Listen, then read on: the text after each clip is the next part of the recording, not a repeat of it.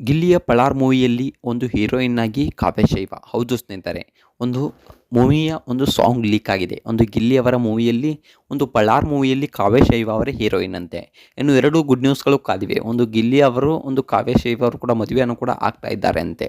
ಹೌದು ಸ್ನೇಹಿತರೆ, ಈ ಒಂದು ಫಿಲ್ಮ್ ಮುಗಿದ ಬಳಿಕ ಮದುವೆಯನ್ನು ಕೂಡ ಆಗ್ತಾ ಇದ್ದಾರಂತೆ. ಸೊ ಹಾಗೆ ಈ ಒಂದು ಫಿಲ್ಮ್ಗೆ ಒಂದು ನಟಿಯಾಗಿ ಅವರೇ ಕಾಲಿಡಲಿದ್ದಾರಂತೆ. ಸೊ ಅದಕ್ಕೆ ಒಂದು ಸಸ್ಪೆನ್ಸನ್ನಾಗಿ ಸೊ ಈ ಒಂದು ಟಾಪಿಕನ್ನು ಇಟ್ಟಿದ್ದಾರಂತೆ. ಸೊ ನೀವು ನೋಡಬೇಕಪ್ಪ ಅಂತಂದರೆ ಆ ಒಂದು ಫೋಟೋಸ್, ವಿಡಿಯೋಸ್ ಎಲ್ಲವನ್ನು ಸಂಪೂರ್ಣವಾಗಿ ಅದರ ಬಗ್ಗೆ ಮಾಹಿತಿಯನ್ನು ಈ ಒಂದು ವಿಡಿಯೋದಲ್ಲಿ ನಾನು ನಿಮಗೆ ತಿಳಿಸ್ಕೊಡ್ತೀನಿ.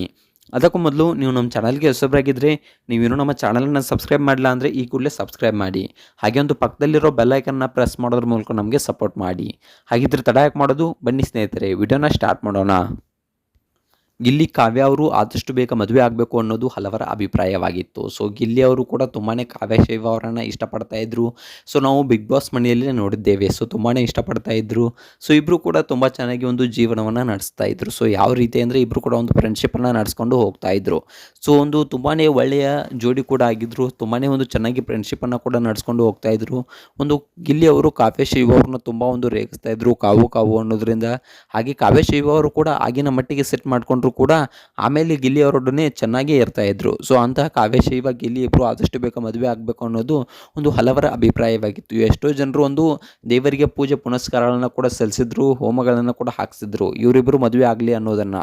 ಸೊ ಒಂದು ಗಿಲ್ಲಿ ಅವರು ಕಾವ್ಯ ಶೈವ ಅವ್ರಿಗೋಸ್ಕರ ಹಲವಾರು ಅನೇಕ ಆಟಗಳನ್ನು ಒಂದು ಬಿಗ್ ಬಾಸ್ನಲ್ಲಿ ಆಡಿದ್ದಾರೆ.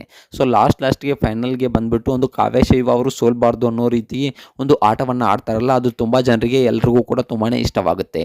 ಇನ್ನು ಗಿಲ್ಲಿ ಹಾಗೆ ಕಾವ್ಯ ಇವರಿಬ್ಬರನ್ನ ಇಟ್ಕೊಂಡು ಒಂದು ಫಿಲ್ಮ್ ತೆಗಿಬೇಕು ಅನ್ನೋದು ಹಲವು ಒಂದು ಡೈರೆಕ್ಟರ್ಗಳ ಒಂದು ಆಸೆಯಾಗಿತ್ತು. ಸೊ ಆದರೆ ಗಿಲ್ಲಿಯವರು ಹೊರ ಬಂದ ತಕ್ಷಣ ಹಲವಾರು ಒಂದು ರಿಯಾಲಿಟಿ ಶೋಗಳಾಗಿರ್ಬೋದು, ಹಾಗೆ ಕೆಲವೊಂದಿಷ್ಟು ಸ್ಟೇಜ್ ಕಾರ್ಯಕ್ರಮಗಳಲ್ಲಿ ಬ್ಯುಸಿಯಾಗಿದ್ದರು. ಯಾಕಪ್ಪ ಅಂತಂದರೆ ಇಷ್ಟೊಂದು ನನ್ನನ್ನು ಈ ಮಟ್ಟಿಗೆ ತಂದಿದ್ದಾರೆ, ಈ ಜನಗಳನ್ನು ನಾನು ಬಿಟ್ಕೊಡ್ಬಾರ್ದು, ಸೊ ಇವರೊಂದಿಗೆ ನಾನು ಬೆರಲೇಬೇಕು, ಈ ಕಾರ್ಯಕ್ರಮಗಳಿಗೆ ನಾನು ಅಟೆಂಡ್ ಆಗಲೇಬೇಕು ಅನ್ನೋ ಒಂದು ಹಿತಾದೃಷ್ಟಿನ ಇಟ್ಕೊಂಡ್ಬಿಟ್ಟು ಸೊ ಒಂದು ಫಿಲ್ಮ್ಗಳಿಗೆ, ಯಾವುದೇ ಫಿಲ್ಮ್ಗಳಿಗೆ ಒಂದು ಕಿವಿ ಕೊಡದೆ ಸೊ ಒಂದು ಕಾರ್ಯಕ್ರಮಗಳನ್ನು ಅಟೆಂಡ್ ಮಾಡೋಕ್ಕೆ ಸ್ಟಾರ್ಟ್ ಮಾಡ್ತಾರೆ ಗಿಲ್ಲಿ ಅವರು.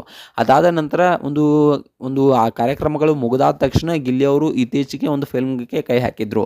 ಸೊ ಒಂದು KVN ಪ್ರೊಡಕ್ಷನ್ ಅಂದರೆ ಸಾಮಾನ್ಯದ ಮಾತಲ್ಲ. ಯಶ್ ರವರ ಟಾಕ್ಸಿಕ್ ಸಿನಿಮಾವನ್ನು ಕೂಡ ಅದೇ ಪ್ರೊಡಕ್ಷನ್ ಅಡಿಯಲ್ಲಿ ನಿರ್ಮಾಣವಾಗ್ತಾ ಇದೆ. ತುಂಬ ಖುಷಿಯಾಗುತ್ತೆ ಇಂತಹ ದೊಡ್ಡ ಒಂದು ಪ್ರೊಡಕ್ಷನ್ ಅಡಿಯಲ್ಲಿ ಗಿಲ್ಲಿ ಅವರು ಕೆಲಸ ಮಾಡ್ತಾ ಇದ್ದಾರೆ ಅಂದರೆ.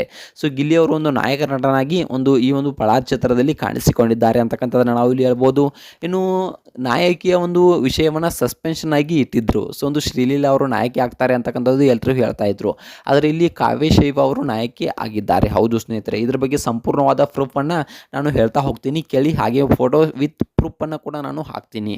ಸೊ ಕಾವ್ಯ ಶೈವ ಅವರು ಹಾಗೆ ಗಿಲ್ಲಿ ಅವರ ಒಂದು ವಿಡಿಯೋ ವೈರಲ್ ಆಗಿದೆ. ಒಂದು ಸಾಂಗ್ನ ರೆಕಾರ್ಡಿಂಗ್ ಶೂಟಿಂಗ್ನ ವೇಳೆ ಇರ್ತಕ್ಕಂಥ ಒಂದು ವಿಡಿಯೋ ಕೂಡ ವೈರಲ್ ಆಗಿದೆ. ಸೊ ತುಂಬಾ ಒಂದು ಜನರು ಖುಷಿ ಪಡ್ತಾ ಇದ್ದಾರೆ ಇವರಿಬ್ಬರು ಒಂದು ಫಿಲ್ಮ್ನ ತೆಗೆಯೋದ್ರಿಂದ. ಹಾಗೆ ಇವರಿಬ್ಬರ ಮದುವೆ ಕೂಡ ಫಿಕ್ಸ್ ಆಗಲಿದೆ ಅಂತಕ್ಕಂಥ ಸುದ್ದಿಗಳು ಕೂಡ ಕೇಳಿ ಬರ್ತಾ ಇವೆ. ಸೊ ಇವರಿಬ್ಬರು ಆದಷ್ಟು ಬೇಗ ಮದುವೆ ಆಗಲಿ ಅಂತಕ್ಕಂಥದ್ದನ್ನು ಹಲವು ಜನ ಹೇಳಿದರೆ, ಇವರಿಬ್ಬರಿಗೂ ಒಂದು ಸರಿಯಾಗಿ ಇರಲ್ಲ, ಸೊ ಇವರಿಬ್ಬರ ಜೋಡಿ ಸರಿಯಾಗಿರಲ್ಲ ಅಂತಕ್ಕಂಥ ಮಾತನ್ನು ಕೆಲವೊಂದಿಷ್ಟು ಜನ ಹೇಳ್ತಾ ಇದ್ದಾರೆ. ಇನ್ನು ಗಿಲ್ಲಿ ಕಾವ್ಯ ಶೈವ ಇಬ್ಬರು ಮದುವೆ ಆಗಬೇಕಾ, ಇವರಿಬ್ಬರು ಜೋಡಿ ಸರಿಯಾಗಿದೆಯಾ ಅಥವಾ ಇಲ್ವಾ, ಇದ್ರ ಬಗ್ಗೆ ನಿಮ್ಗೆ ಅನಿಸ್ತಾ ಅನ್ನೋದನ್ನ ಕಮೆಂಟ್ ಮಾಡಿ.